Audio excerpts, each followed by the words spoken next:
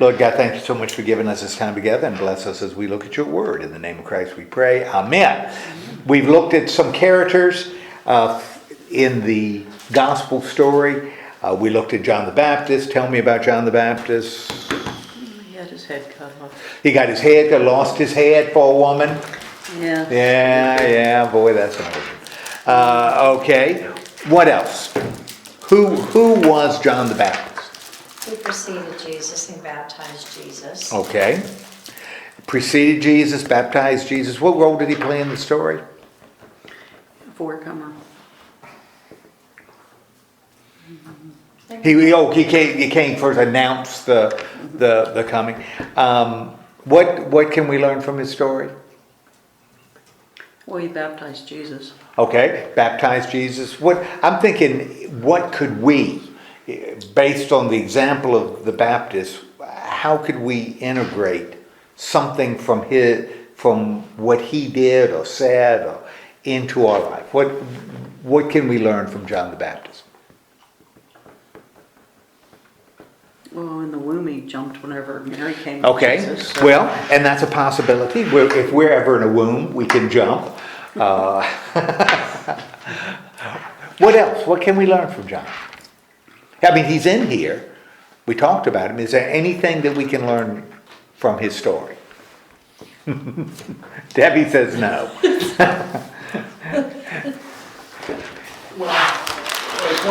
One gospel writer right thought of him as the last of the old. Okay. The other thought of him as the first of the new. Okay. So the one who's the first of the new, John could be an example, because if John was the first disciple, first one to bear witness, then maybe we can do that as well. You look at him as an example of what to do. All right, we looked at Mary, the mother of Jesus, right? And who was she? A virgin. Okay, Mary was virgin. What else? Married to a carpenter. Okay, what else did we see in the story? Young, sinless, faithful. Okay, young, or at least our Catholic brothers and sisters see her as sinless. What role does she play in the gospel story? Well, that varies too. Some think of her as just a background player. Another gospel, has her more central, and the other even more.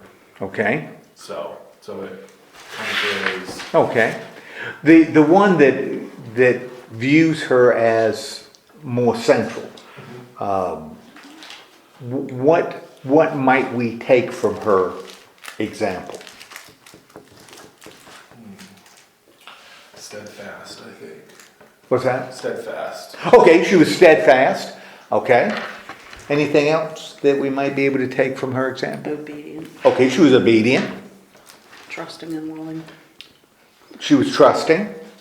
Okay. Jesus' connection to the Levites, to the priestly tribe. Okay, connected Jesus with the tribes. Okay, the Levites. All right, so we've got Mary. We talked about Nicodemus. What about Nicodemus? And I'll be preaching on him, not this week, but next week. He's a priest. What Nicodemus was what? Priest. Well, he wasn't a priest, but you're close. Pharisee. He was a Pharisee. Nicodemus was a Pharisee. Okay, what happened to Nicodemus and he's only in John. What happens to Nicodemus in John? Well, he's the difference between light and dark. Okay, Nicodemus starts where?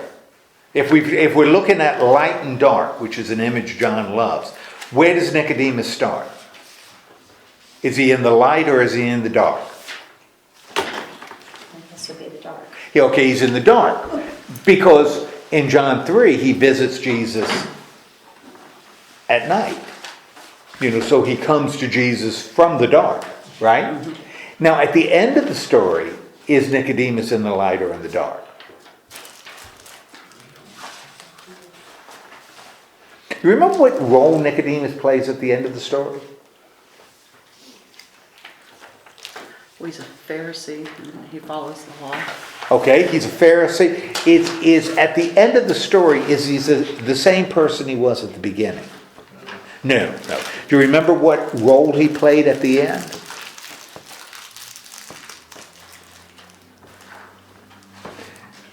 Well, remember he was involved in burying Jesus. He was involved in the burial, and so he moves from being clueless in John 3 to being involved in the burial in John 19. And so we kind of have a development of Nicodemus. He grows through the story, which becomes kind of interesting. Okay, so we looked at Nicodemus. We looked a lot at Peter, and Peter is presented. We spent 3 weeks looking at Peter. What role did Peter play? He was like a spokesperson for the disciples. Okay, he was a spokesperson for the disciples. What in his example might be applicable? Well, he speaks for the crowd. Okay, he ends up speaking for the rest of them, right? He becomes kind of the spokesman. So what they say, what they believe, he articulates. Yeah. What else about? Because Peter's a little more complex. Develop more, because he's mentioned so much more in the Gospels and then in Acts and then even by Paul in 1 Corinthians and Galatians. Well, he says he'll follow Jesus anywhere, but then he goes and denies him 3 Okay, times. so complex in that he's a spokesman and expresses faith, but he's also the one that denies it 3 times. Turns his back on him. Yeah, turns his back on him. And of course, that's not the case in Acts, where Peter is the leader of the early church and is the one who does great miracles. His shadow can heal people, and he's a spokesman at the Apostolic Council and settles the debate. But then, as we look at the way Paul views Peter, Paul doesn't view Peter in a very positive light, because Paul and Peter end up having conflicts over the role of the law. And remember, according to Paul in Galatians, Peter was there eating with the Gentiles until Jewish Christians from Jerusalem show up, and Peter Switches teams. What's that? Switches teams. Changes his seat at the banquet. Won't eat with the Gentiles anymore. And Paul calls him a hypocrite. That he's a hypocrite.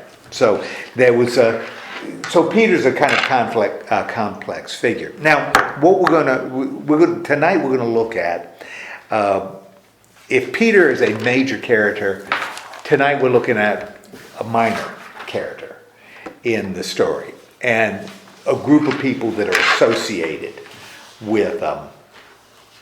We're going to look at the Apostle Matthew and tax collectors in general. So we'll look at him and the group that surrounds him. Now, I've given you a little table, and on one side it's got Matthew and the tax collectors, and there's some of the passages that we'll be looking at, where either Matthew is mentioned or the tax collectors are mentioned, and then at the end y'all are going to do something individually. That's why you have questions on the back that you're going to work on just a little bit. Okay, so as we start thinking about Matthew as an apostle, he's mentioned in Mark, Matthew, and Luke, and this is, I'm going to read, it's pretty much the same.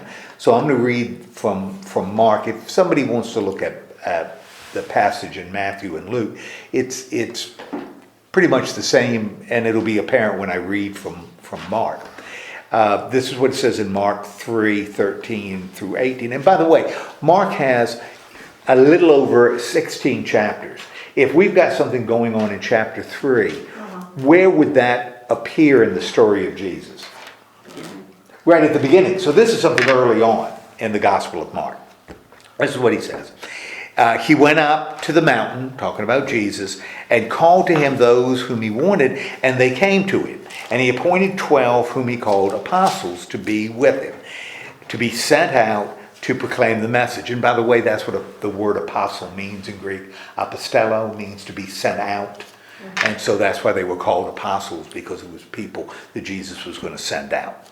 To have authority to cast out demons, so he appointed the 12. Simon, to whom he gave the name Peter, James the son of Zebedee, and John the brother of James, to whom he gave the name Boanerges, that is, sons of thunder, and Andrew and Philip, Bartholomew and Matthew and Thomas and James of Alphaeus and Thaddeus and Simon the Canaanian and Judas Iscariot, who betrayed him.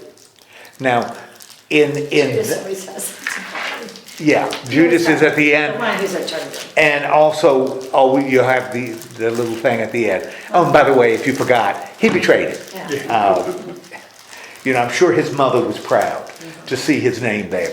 And if you look at the passage in Matthew and the passage in Luke, they're similar. They're listing the apostles. Matthew appears there. Now, based on, and it's about the same in the other two. Now, based on these passages, then, what can we say about Matthew? Because here's a place where Matthew is mentioned in 3 of the 4 Gospels. What can we say about Matthew? It's mentioned a little later on. Okay, Listing. well, he's going to be mentioned a little bit later on in Matthew, which kind of becomes significant. At least it tells us something about the Gospel of Matthew. What in these 3 passages, the parallel passages from Matthew, the parallel passage from Mark, the parallel passage from Luke, what can we glean about Matthew from just his name appearing in the list? Because that's all it is. His name, he doesn't even have like the sons of thunder or the son of Zebedee, or his name was changed. Matthew is just a name in a list. What might we learn even about something like that? As simple as that. What might we learn about Matthew? It doesn't sound like he's quite as significant. Okay. Because he's named later. Like a lot of people are named ahead of him, and they have like little titles and innuendos about them. Okay, so that's one. The important ones seem to be listed first, right? And they kind of go down. It's sort of like in credits in a movie.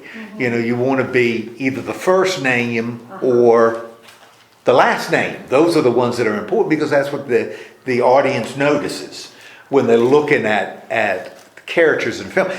Here, Matthew is sort of in the he's kind of in the background, that part of the bell curve. So it kind of tells us, without a title to his name, might tell us that Matthew in these lists may not be as important as the other 11, at least in terms of the story or in terms of their status.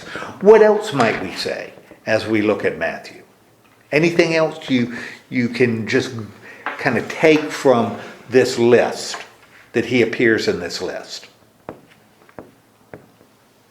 I mean, he's important in the sense that he's one of the 12. Okay. But he's one of. He's one of the 12. So he's not just a disciple. He's one of this select group that's going to be sent out. Okay, so we've got Matthew even in that list. He's important among disciples because he's been called out as one of the 12, but he may not be as important certainly as Peter and James and John, or as infamous as Judas. Okay, so we've got, and there he appears in all 3 Gospels in parallel passages. Now, just as an aside, when you read the lists of apostles, the names aren't always the same, which means they're drawing from different traditions, the different evangelists.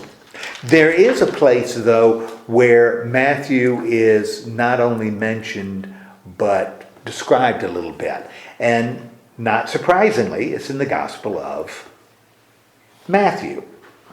And this is what it says in Matthew 9 through 13.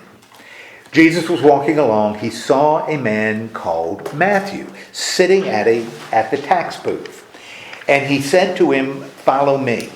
And he got up and followed him. And as he sat at dinner in the house, many tax collectors and sinners came and were seated with him and his disciples. When the Pharisees saw this, they said to the disciples, "Why does your teacher eat with tax collectors and sinners?" But when he heard this, he said, "Those who are well have no need of a physician, but those who are sick. Go and learn what this means. I desire mercy, not sacrifice, for I have come to call not the righteous, but sinners." Okay, now that's from the Gospel of Matthew.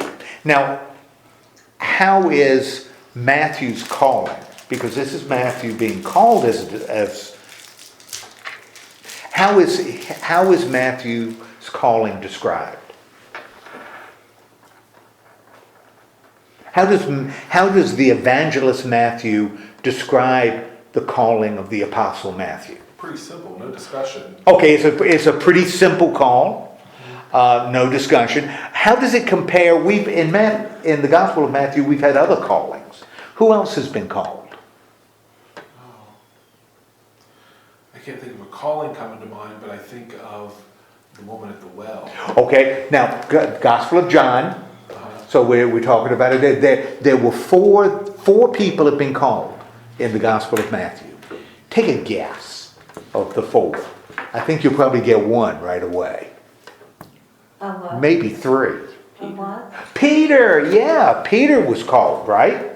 And what was Peter doing when he was called in the Gospel of Matthew?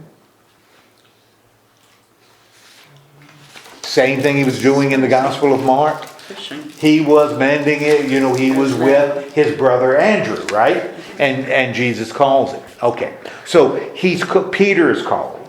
Who else is called? At roughly the same time in the Gospel of Matthew.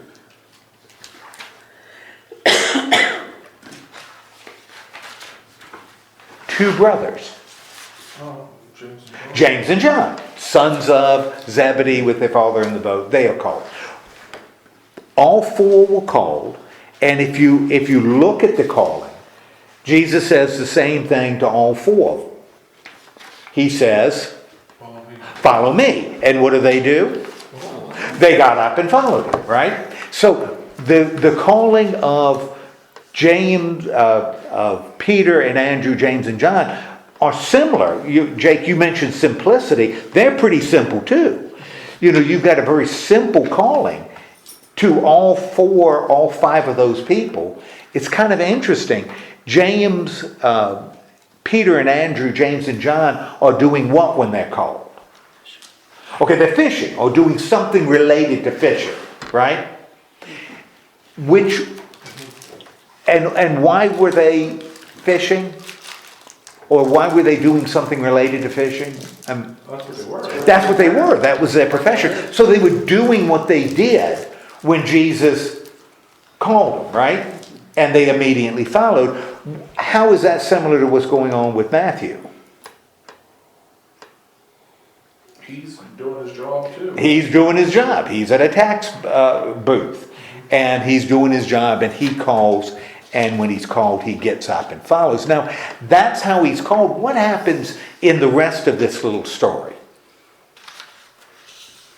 Or how does it relate? How does what happened? We'll talk about it in a little more detail in a minute. But how does the rest of the story? Because the rest of the story has to do with Jesus doing what? Doing what he does. Well, after he calls Matthew, in the Gospel of Matthew, They go eat at his house. they go immediately and eat at his house. They have dinner. Scum. Right. And Matthew is part of the group, right? Because he's there and he's there with his tax collecting buddies, right? He's there with his other tax collectors. And like I said, we'll talk about that in just a second. Now, this is where Matthew is mentioned. But another character is mentioned in Mark and Luke. And the stories are pretty much parallel. But his name isn't Matthew. For example, and you've got it on your sheet, from Mark 2 and Luke 5. Looking at Mark 2, because they're parallel, so just about the same thing occurs in both. In Mark 2, which is also early, as he was walking Jesus along, he saw Levi, the son of Alphaeus, sitting at the tax booth.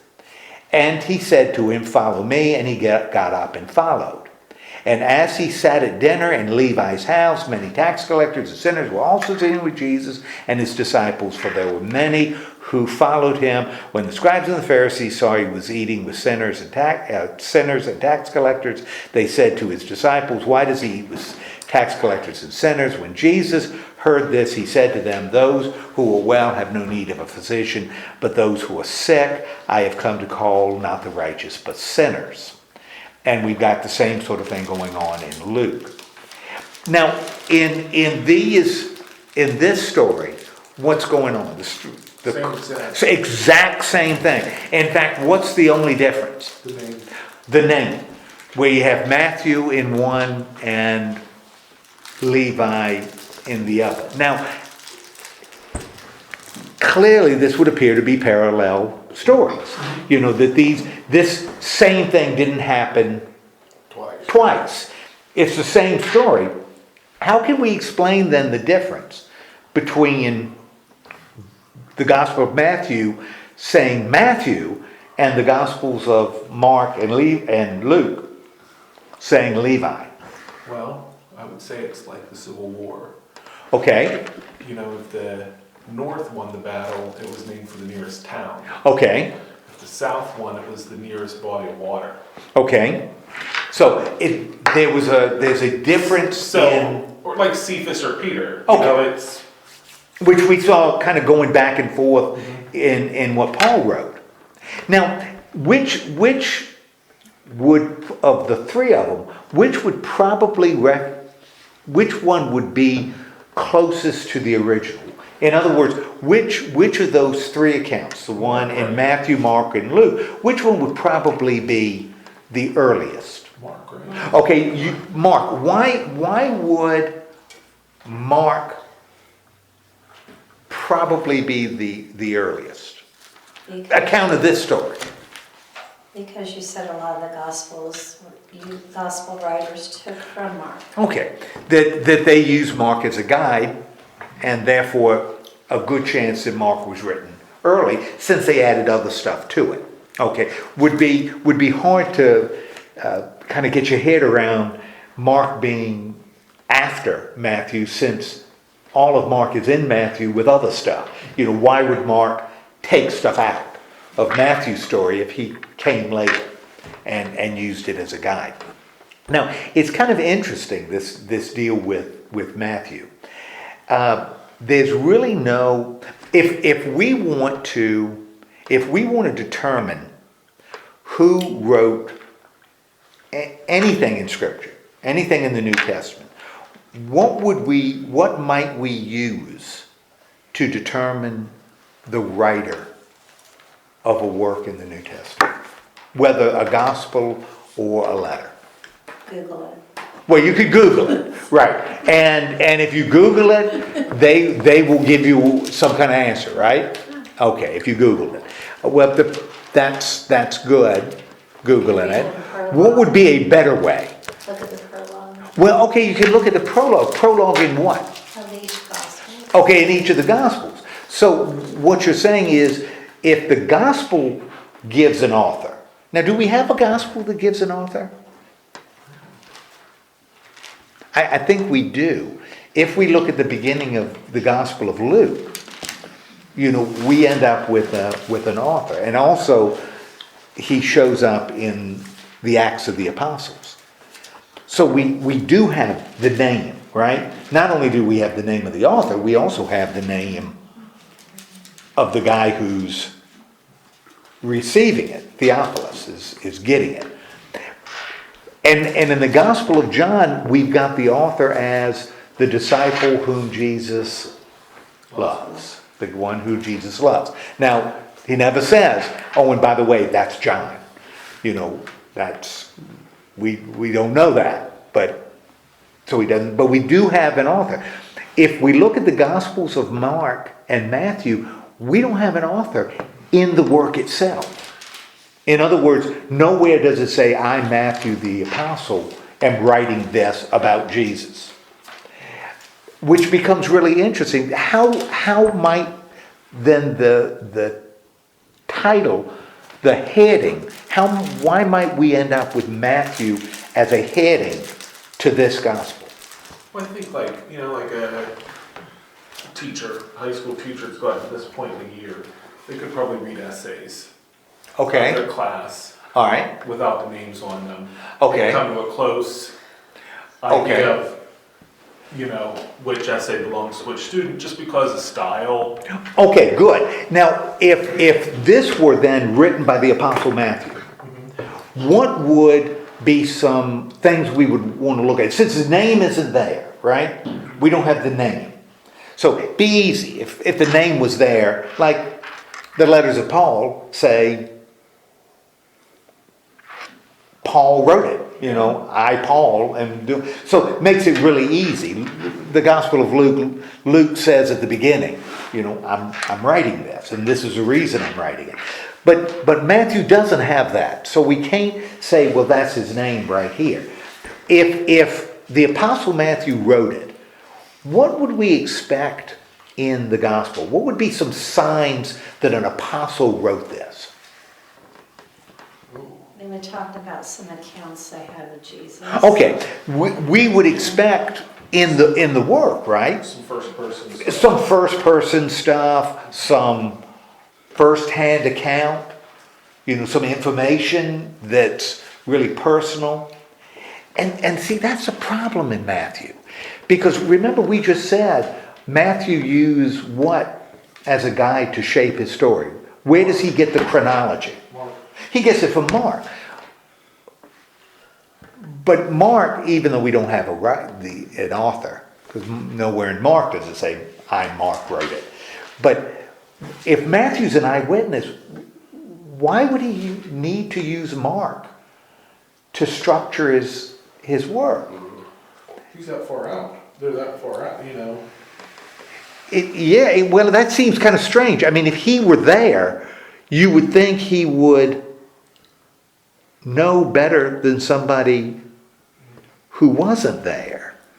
And what's also interesting is Matthew uses material that's in both Matthew and Luke. That his own material. And again, this is something he's sharing.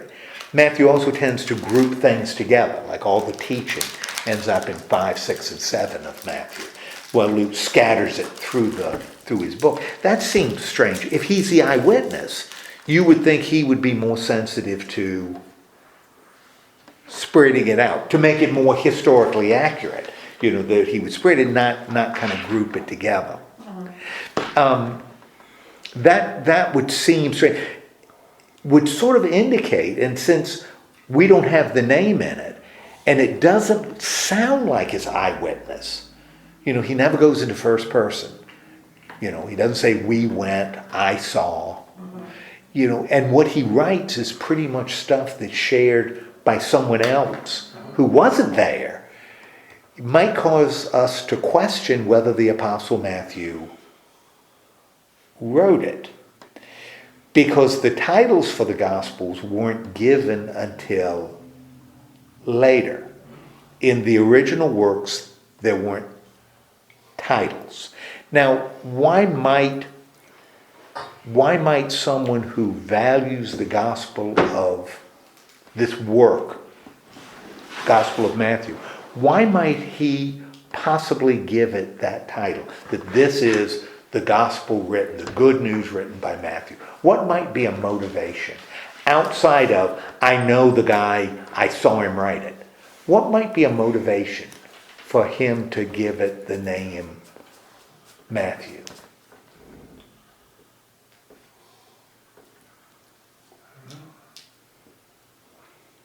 It lends some credence that it's like, one of the apostles wrote it. Oh, okay. So if I've got something that I really think is useful, but it doesn't have a title on it, but I want other people to read it, I might have a motivation to say, this is a gospel written by an apostle, right? Right. Now, who would be the greatest apostle?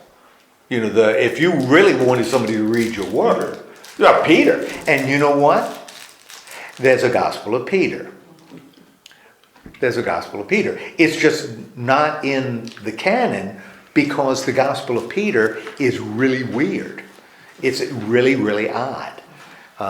It describes the resurrection, and it's really a bizarre description. There's a Gospel of Philip, too, which is also, and a Gospel of Thomas. So people were giving names to these things to get it to be read, to give it credibility, which may have been the case in the Gospel of Matthew. Now, the reason I mention this is that I've heard people say, as you look at the Gospels, we should focus on 2 as being top tier and 2 as being secondary. Which 2 should we look at as top tier Gospels? Mark and Luke. Okay, top tier, Mark and John. maybe we should look at Mark's in terms of the 4 Gospels. We got, what are the Gospels? Matthew, Mark, Luke, John. Which one, if we take those titles as indicating the writers, which one would have priority? Which one would we assume would be more accurate, a better reflection of who Jesus is? I'm going to say John. Okay, you got John. Why might I say John? Well, he's a cousin and he knew of Jesus. John, the Apostle John. My goodness gracious. Okay, so we got 3 left. What would be another? We got Matthew, we got Luke, and we got Mark. Well, Matthew's just the facts. It's the bare bones. Oh, well, Matthew, though, was an apostle, right? Right. Who the heck He was... didn't bluff with it. Yeah, well, who was Luke? I mean, why should I listen to Luke when I've got You don't need Matthew? a doctor. Well, yeah. Well, I've got Matthew, an apostle. Why would I possibly pay much attention to Luke and Mark? Who were they? Who is Mark? I don't know. It's like having a gospel according to Irving. I don't know, or a gospel according to Ed. Now, are you going to read the Gospel of Matthew before the Gospel of Ed? Yes. Well, Ed says no. Ed said, well, because of obvious reasons, yes, we don't want to read. The Gospels were, all the titles were given later. None of them are in the original text. None of them are in the original text. They were attributed to them later. So we probably don't want to give too much credence to the titles. Doesn't mean the Gospels aren't Word of God. But who wrote Acts? What's that? Who wrote Acts? Well, we've got the author at the beginning of Acts. So Luke is the writer of Acts, because he gives his name. Okay. So the Gospel of Luke and Acts are written by the same person. You can also tell by that language, this writing style. The same hand wrote those 2. The Gospel of Matthew, Word of God because it's in the canon, but we don't want to assume that it's more important. I had a little discussion with a minister, and this is like 30 years ago, who said the letters to Timothy and Titus was Paul at his peak. They were more important than the letter to the Romans. Well, there's some problems with that because based on style and timing, the letters of Timothy and Titus may have been written by a follower of Paul using his name. This is what Paul would write if he were living now, because it reflects a church that's late, but you wouldn't want to say they are more important because they were written later. Okay, anyway, we've got Matthew presented in the Gospel of Matthew. Also may tell us, since Matthew, in the Gospel of Matthew, he's mentioned as a name, that may also have motivated the church later to give his name as the writer of the book, since in the other 2 it was Levi. Okay, so this is Matthew, a minor character at best in the gospel story. But tax collectors show up more than once. Now, we've talked a little bit about tax collectors before. Do you remember how a person became a tax collector in the Roman Empire? I think we've talked a little bit about it. How did a person become a tax collector in the Roman Empire? How would Matthew or Levi become a tax collector? Well, you'd probably have to impress the Romans. Okay, you had to impress the Romans. One of the things the Romans, now mentioned it before, what did the Romans care about more than anything else? Keeping the peace. Keeping the peace. Why did they want to keep the peace? They didn't want any rebellion. Why? You're right. Why didn't they want any rebellion? Why was rebellion bad for the Romans? Because then there was no money. Cost them money. Cost them money. Rebellion, you have to pay money to put it down. And when people are rebelling, they don't do what? That the Romans wanted people to do. They didn't pay taxes. And so Romans wanted the people peaceful and paying their taxes because the Romans were interested in money, particularly from their possessions outside of Italy. They wanted to collect taxes, and they wanted to do it in the cheapest possible way. The cheapest possible way. So what the Romans did is they called it tax farming. What they would do is they would hire, it was almost like a franchise. They would hire a person to, they were called publicani. They would hire these publicani to collect taxes in an area, in a certain area. Now, the Romans would say to the publicani that they expected a certain amount of money to come from this area. Like in Clarion County. So if the United States government did it, they would hire somebody to collect taxes, and they'd say, from Clarion County, this amount of money should be sent to Washington. And so it is your job to collect it. Okay? Now, and that's how they did it, and then the Romans would leave. So it would be up to the person hired to collect the taxes. Now, if that's the deal, what might that show about the person who has that franchise or who has that right? The one who is the publicani. What kind of person would that individual be? What would be characteristics that would be important for those individuals, even to seek that kind of office? They trustworthy. Okay, the Romans would need to trust them that they were going to get their money, because the Romans didn't care how they collected it. They just wanted it To have it. They just wanted to collect it. They just wanted to ship to Rome. So how might a publicani collect? Because again, the Romans didn't care how you got it. How might they collect the taxes? It was just up to them to do it. What would be ways you could collect taxes? What would be ways that a person who is charged with sending a certain amount of money to Rome, how would he go about doing that? I don't know. Would the publicani be required to, would they need him for any official tasks? Like, I don't know, this makes sound stupid, but like marriage license, have to come through the. Okay, so there's an opportunity all right. to tax there. Okay, you have a tax on marriages. Did the Romans care? No. Heck no, the Romans didn't care. Okay, so you're going to do that. That's good. That's a good idea. What else might a publicani do to collect taxes? In a sense, the publicani becomes the law, right? Yeah. Because he's going to determine what taxes are paid, how much the people are going to pay. So you could do a license like that. What else could you do? Like a sales tax. Okay, you could do some kind of a sales tax. Property tax. What's that? Could some kind of property tax? Maybe a tax on production? Yeah. At harvest, you had to turn over a certain amount that could be liquidated. In the stories we saw about Matthew and Levi, where were they when Jesus called them?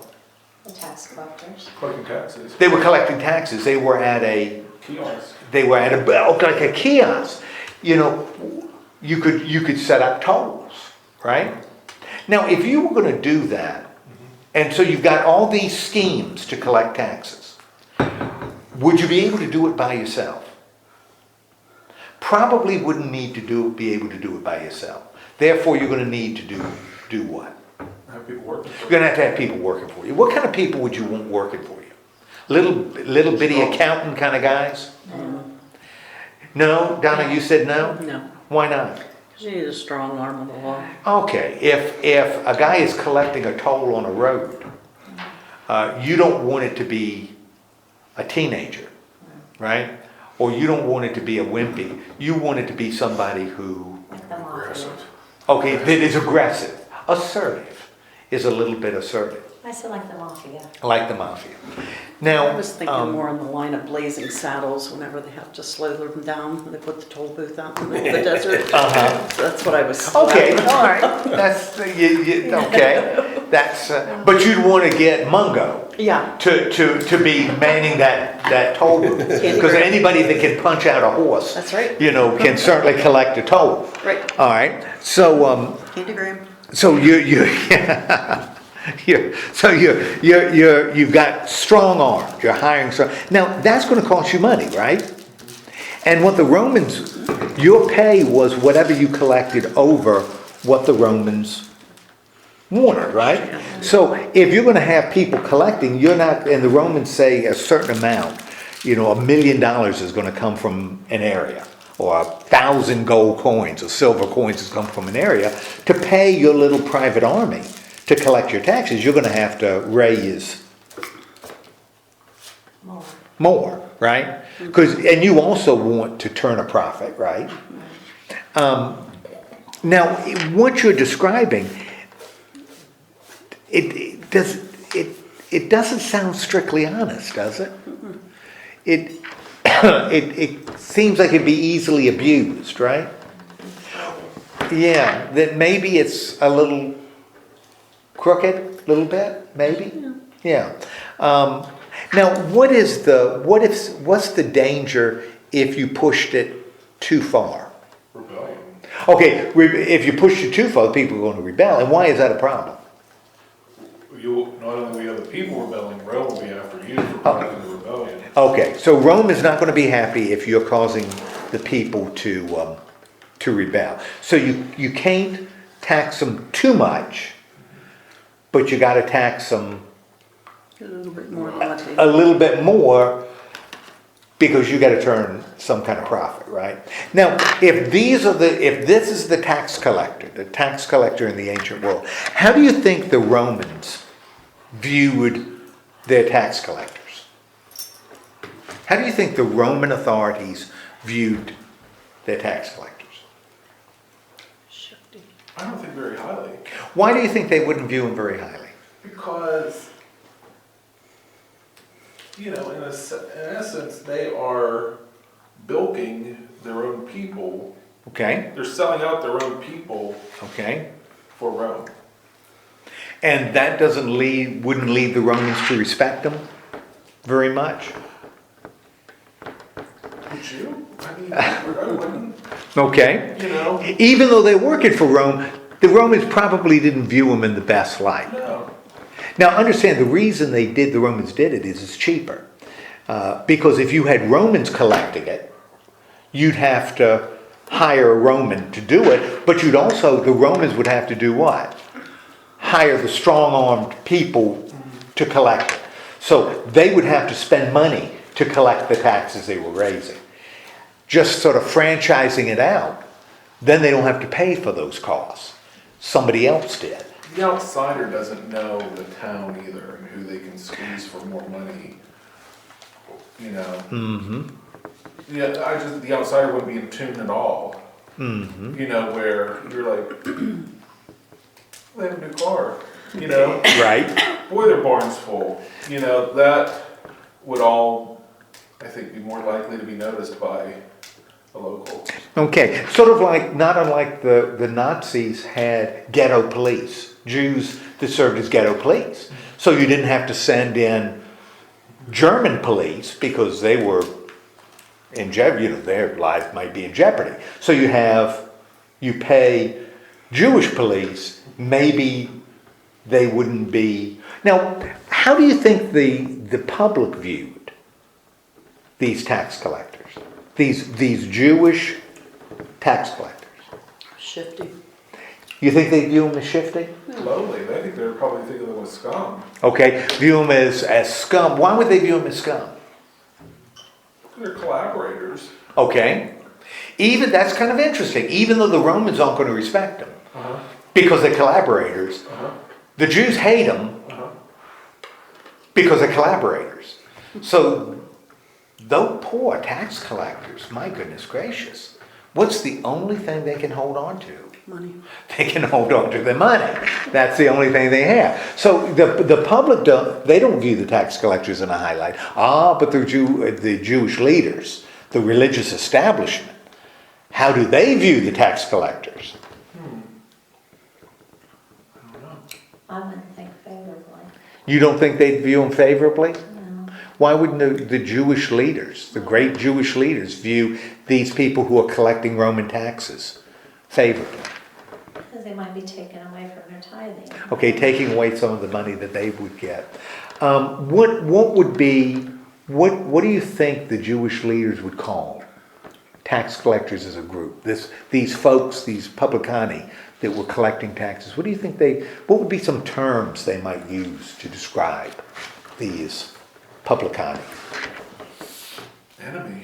Okay, they're the enemy. Okay, what else might they call them? Would you expect a Jewish leader, a Jewish preacher to call these publicanis? They're the enemy. They are. I don't know, because part of me thinks, there's such a weird equilibrium. The Jewish leaders also like being in power. Jewish leaders like to be in power. Yeah, they maybe want to be out from underneath Rome, but in ways Rome, keeps the status quo and they're at the top of the heap. So, and they certainly Jewish leaders, particularly the Pharisees, work very closely with the Romans because the Romans want tax money, and they are absolutely delighted to let the Pharisees run their own show as long as they pay their taxes. yeah. The priests were a little tougher because they wanted to run their own show in the temple, and the Romans weren't. They were always skeptical because when people get all fired up about religion, sometimes that causes them, and the religion is so associated with the country, that may cause them to rebel. And ultimately that's what happens in 71. Would you say tax collectors would be held in high regard? No. That's why we have these stories where the leaders are asking the disciples, why is Jesus eating with sinners and tax collectors? So tax collectors are not held in a high moral, high standard. And we've got two verses, or three verses, one from each gospel, that really illustrate that. From the Gospel of Mark 2, as he sat at dinner at Levi's house, and we kind of looked at that. Many tax collectors and sinners were also sitting with Jesus and the disciples, for there were many who followed him. When the scribes of the Pharisees saw he was eating with sinners and tax collectors, he asked the disciples, why does he eat with sinners and tax collectors? When Jesus heard this, those who are well have no need of a physician, but those who are sick. I have come to call not the righteous, but sinners. In the Gospel of Matthew, in chapter 5, verse 46, for if you love those who love you, what reward do you have? Do not even the tax collectors do the same? And in Luke, even tax collectors came to be baptized. And they asked, teacher, this was to John, Teacher, what should we do? He said to them, collect no more than the amount prescribed to you. Now, based on those 3 verses from 3 of the Gospels, how were tax collectors viewed in Jesus' society? Poorly. What's that? Poorly. They were viewed poorly. What assumption might one make about their moral standards? Low, like, because they said, in the last bit you read, it said, don't take any more than is, Right. Don't take any more than you're allowed to take. Yeah. And I love it. Right at the beginning it says, even, in the Greek, even tax collectors. That's like, can you believe it? Tax collectors, and Jesus using an example, negative example. If you love only those who reward you, well, geez Louise, even tax collectors do that. Can you think of anybody lower than a tax collector? Yeah, shepherds socially weren't good, but at least shepherds were. They may have been low, but at least they were dedicated Jews. Tax collectors, hardworking. yeah, shepherds were hardworking. They just hadn't made it. But Lord have mercy, tax collectors, and that's what makes tax collectors viewed very low in the society, and that's what makes 3 stories from the Gospel of Luke really interesting, because Luke uses tax collectors as a positive example. And that's what I want y'all to look at just briefly. If you turn your sheet over, I've got up at top a passage, and I'm going to give each one of you a passage to look up and to consider. Well, I'd like you, because I'm going to give you the long one, so you and Coco can work together. Jake, I want you to look at Luke 15, 1 through 10. Luke 15, 1 through 10. Yeah. You two look at Luke 15, 1 and 2, and then 11 through 32. 1 and 2, because you've got 3 parables, and Luke 15, 1 and 2 introduces all 3, and that's why you're looking at that. So say it again, Luke 15, 1 and 2. Yeah, and then 11 through 32.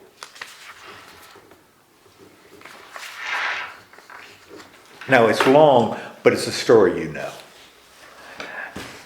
Ed, I'd like you to look up Luke 18, 9 through 14, which is also on the front of the sheet. And then Donna 19, 1 through 10.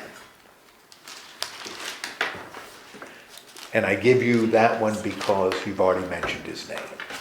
Yes, you got it. Okay.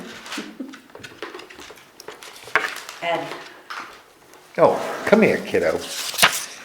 And for each of those, what happens in the story? What point do you think Luke is making? And how does the passage involve tax collectors?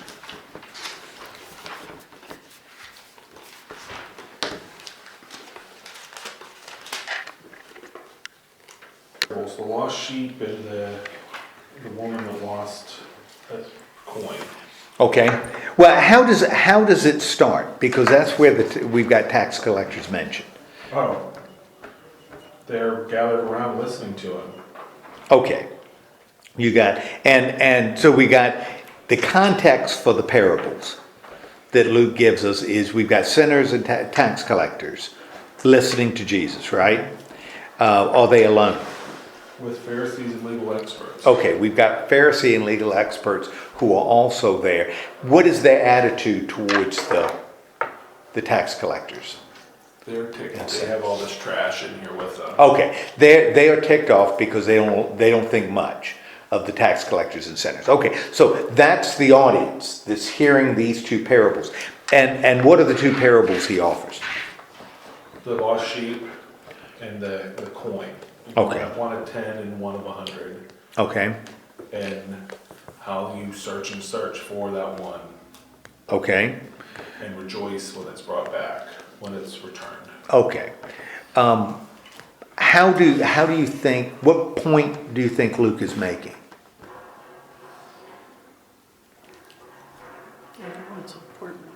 Okay, everybody's important, Yeah. okay?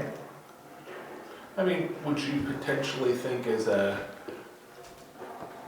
financial person, okay, that's 1 out of 99. Uh-huh. 99% Pretty good. not worth looking for. Still a good average, this will do. Especially when you think about the fact that in searching for the one, You risk the 99. you're risking the 90, you're leaving the 99 without protection. So in some sense, it's not even very realistic unless we're talking about something other than, Yeah. good shepherding technique. Do you see any significance in the fact that the context for this whole thing is you've got sinners and tax collectors listening, and you've got scribes and Pharisees really irritated by, not by Jesus, but by these guys who are there listening? Yeah. I think Jesus is probably saying the people that you're irritated by are the one. Or the one that I'm looking for. Either the sheep or the coin. And when the sheep and coin are found, what's the response of the finder? Rejoicing. And the footnote in my Bible says, because the woman that finds the coin, says when she finds it, she calls together her friends and neighbors saying, celebrate with me because I found my lost coin. She probably spent it. Celebrated. She might have spent all of them. Celebrate. So in a sense, that's not realistic either. Right. Which shows that God is greater than us. That He does things that we wouldn't do. We wouldn't look for the last, for the one lost sheep. Not conform to this world. Exactly. Greater than this world. His joy is so great, He would eliminate the coin that was found. Okay, so we've got that. Now, Debbie, you had the same setup, that he's talking to sinners. Sinners and tax collectors are listening, and we've got the scribes and the Pharisees irritated. Right. And what is your parable? And I think it's kind of funny because it says the tax collectors and the sinners, making it sound like tax collectors aren't sinners. But Oh, now that's interesting. The tax collectors aren't sinners. Did we see earlier a verse that might suggest that? Remember when Jesus said that a physician, healthy people don't go to physicians? right. In that context, what is he suggesting? Who are the people who are sick? Then that must be the Pharisees. Well, but is he going? He's there to talk to the tax collectors and sinners, right? He's at the meal, the dinner, Right. and the Pharisees are irritated. Right. Why are you talking to them? And he says, a physician, healthy people don't need a physician. Right. Physicians go to the sick, which is suggesting that The sinners and tax collectors are need a physician. yelling. Yeah, they need a physician. They need him to be there. Right. They need to hear the message. Right. Okay, so that's kind of interesting because you see the same things kind of lurking in the background here. So what role? Because your story is what? What's the parable? It's the parable of the man with the two sons, a younger and an older son, and the younger son wants his portion of the property, and then he ends up going out and or portion of the money, I guess. He goes out and squanders it, and then there's a famine, he's really hungry, and he's like, well, even my father's slaves are, more fed than I am, so he goes back, and then there's rejoicing because he returned, and it says, he was lost and now he's found. Something about something and he's saved, and the older brother was not happy. Because what you just said would mean a good parallel. The lost sheep, the lost coin, the lost son. Right. So it would go, but now you're introducing another character. the older son was not happy because he had Okay. worked the land that whole time and never had anything of a party or an animal slaughtered for him. And so his father said, well, you've been with me this whole time, and your brother had been lost, but now he's found. How do you think that relates? Since the context for that parable is also the tax collectors and sinners listening to Jesus and the Pharisees being so upset about it. How do you think that parable relates to that context? The sinners and the tax collectors versus the scribes and the Pharisees.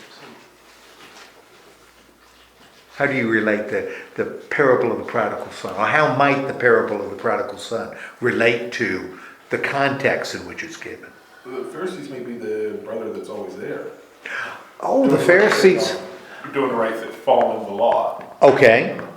So the Pharisees are the ones who are the older son. Yeah. Okay. And the father condemns the older son? Is that what you said? Says, get away from me to the older son? No, he doesn't say that, does he? Do you remember what he says to the older son? That you've been with me this whole time. Okay, what else? You always been with me. What else? Well, that your brother was lost and now he's found. Right. Between that, what else does he say to the older son that may be significant? You've always been with me. You will always be with me, and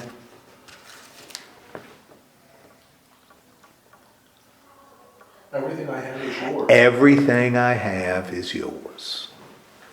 So he's happy he's back, but you still spent your share, it sounds like? Right. He's not saying now the younger son is going to get a share. Yeah. We're going to split it out. We're going to do a new will. And he's now in it and you're going to get less. Doesn't say that. He gets everything his father has. Why does he get everything his father has? He's worked for it. Well, he worked for it, and what? He stayed. He stayed, and He didn't spend it. his brother already got His share. his share. So everything that's left Brothers, the older one. belongs to the brother. So the father doesn't say, well, I'm going to take away your share because you're acting like a jerk. You're not welcoming your brother, so he's going to get your share. Doesn't say that. So how do we work that in with the context again with which it was given? Because there's a reason why that's the context. How do we relate that to the scribes and the Pharisees versus the sinners and the tax collectors? Like the prodigal's salvation, return, redemption doesn't threaten the older brother's salvation. Okay. It's not, there's no limit Okay. to, the grace. Okay. You have grace, but he's also going to have grace. But that doesn't threaten yours. Oh man, and now we've got it related to the your two. Because instead of complaining, it sure sounds like the scribes and the Pharisees are upset, right? Yeah. That sinners and tax collectors are there. What should they be experiencing? Yay. They should be experiencing happiness because they're not losing a thing. It's not a matter of them losing. It's a matter of everybody being part. Everybody gaining. Okay, interesting how sinners and tax collectors use that. Now, Ed, you looked at Luke 18. What's going on in Luke 18? Because we got another parable, right? Right. Okay. Yeah, it's about the Pharisee and the tax collector. By gum, we got Pharisees and tax collectors contrasted again. Okay, what's going on there? They go to the temple to pray, and the Pharisee stood over by himself and prayed and said, "Thank God I thank you that I'm not greedy, honest, and unfaithful and married like other people." He made pumped himself up. Uh-huh. And Okay. the other end, the tax collector just stood over by himself and humbled himself to go, he wouldn't even look to heaven. Okay. He was, what do I want to say? Well, I think you said it pretty well. He was humble before God. And then the point of the whole thing is if you put yourself above others, you will be put down, but if you humble yourself, you will be honored. Okay. And who was able to, who was able to humble himself? The tax collector. The said tax collector. Do you think it's hard, would be hard for that Pharisee to humble himself?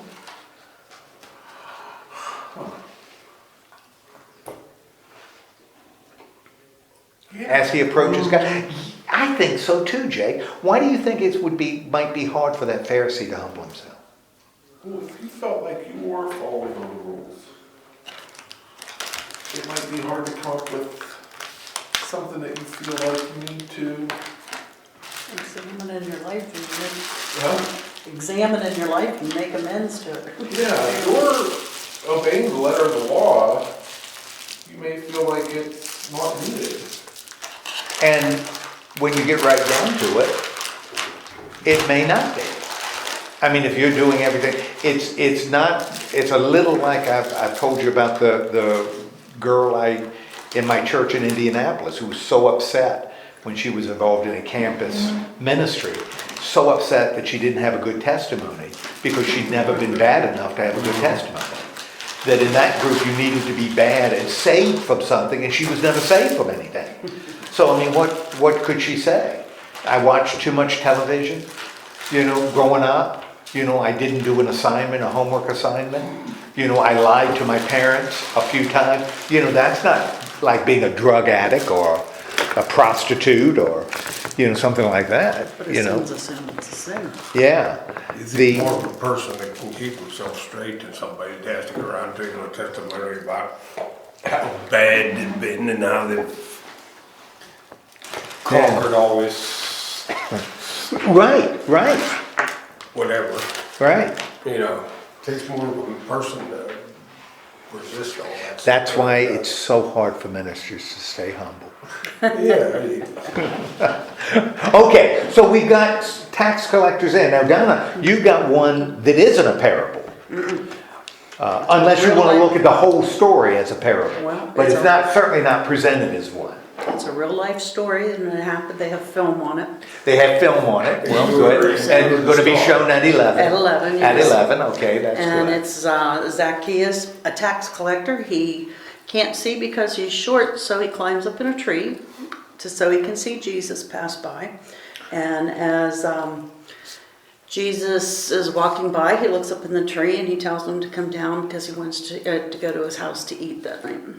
So, and Zacchaeus humbles himself by saying that if he has cheated anybody, he'll give it back 4 times what he collected wrongly.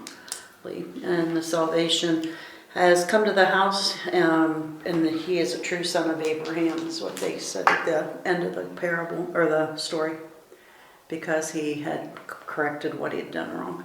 Okay. So, what is his point? What do you think? What lesson does Luke want us to have as a result of the Zacchaeus story?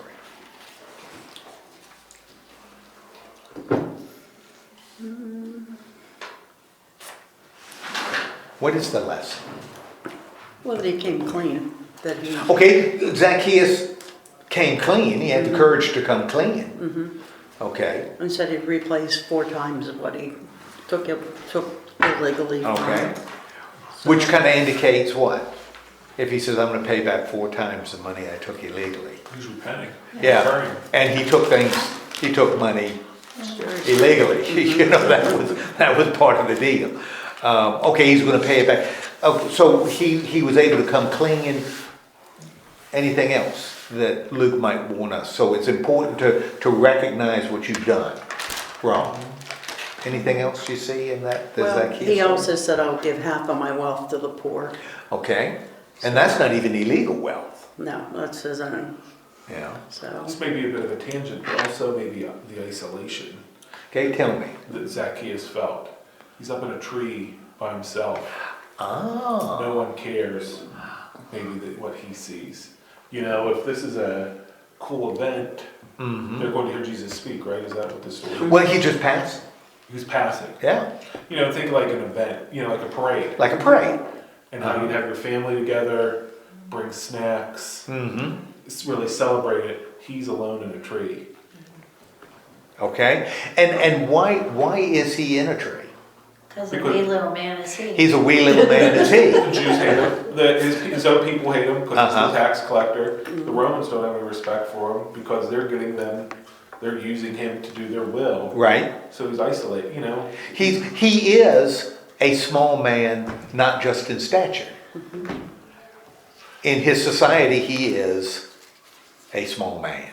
And so for Jesus saying, "Hey, I'm coming to eat," you Yeah. know, probably you could see where that would be like a really amazing thing for him to have someone willing to come over. Of such importance too. Right. Of such importance, or just and not out of obligation because you work for me, or Right. Or because I'm so good. Yeah. You know, because I'm going to hang out with the good people. You know, the righteous people. You know, I'm already eating with the Pharisees and the priests. You know, but he's going there, sort of like a physician going to the sick. You know, that Jesus is going to go there. So as we look at Matthew, and as we look at the way tax collectors are presented, how do the gospel writers view Matthew and tax collectors? What's their view of people like Matthew or Levi, because they would seem to be the same person? Worthy of redemption. Okay, they're worthy of redemption. Okay. What else? I think that's really good. What else? Anything else you see? In the way the gospel writers view the tax collectors? They're not very well liked. They're not very well liked. Because Jesus doesn't hesitate using them as negative examples. You know, even tax collectors do this. So it's not like Jesus sees them as superior human beings. He knows what they are, and they know what they are. And John the Baptist says, you know, you got to stop collecting more money than you do. You know, you want to live right. You got to stop doing dishonest stuff. So they're not sugar-coated here. You know, they're presented, but they aren't even given that, which may make the redemption even greater. If there was sort of a nobility in being a tax collector, you know, diamonds in the rough kind of. That's not what we get in the Gospels. They are what they are, but they're not beyond redemption and change, which becomes something that we can apply. That not only are we not, but no one is beyond the scope of God's love, which is kind of exciting. Okay, like I said, next week we'll look at, I don't remember what we're looking at next week. I don't have it written down. Thank you so much. You are we're going to, oh yeah, I did see that. We're going to look at John, Thomas, and the rest. And if I say John, Thomas, and the rest, who am I talking about? The Waltons. Yeah, that's right. Everybody who says good night. Yes. We're going to be looking at the rest of the apostles, not outside of Peter, because we've already looked at him. And then, Scribes and Pharisees. Next Thursday will be Monday, Thursday. Yeah, that's right. And then the Herods, and then Pilate, and the other Romans, and then the crowds, and then the rich young ruler and his friends. That sounds exciting.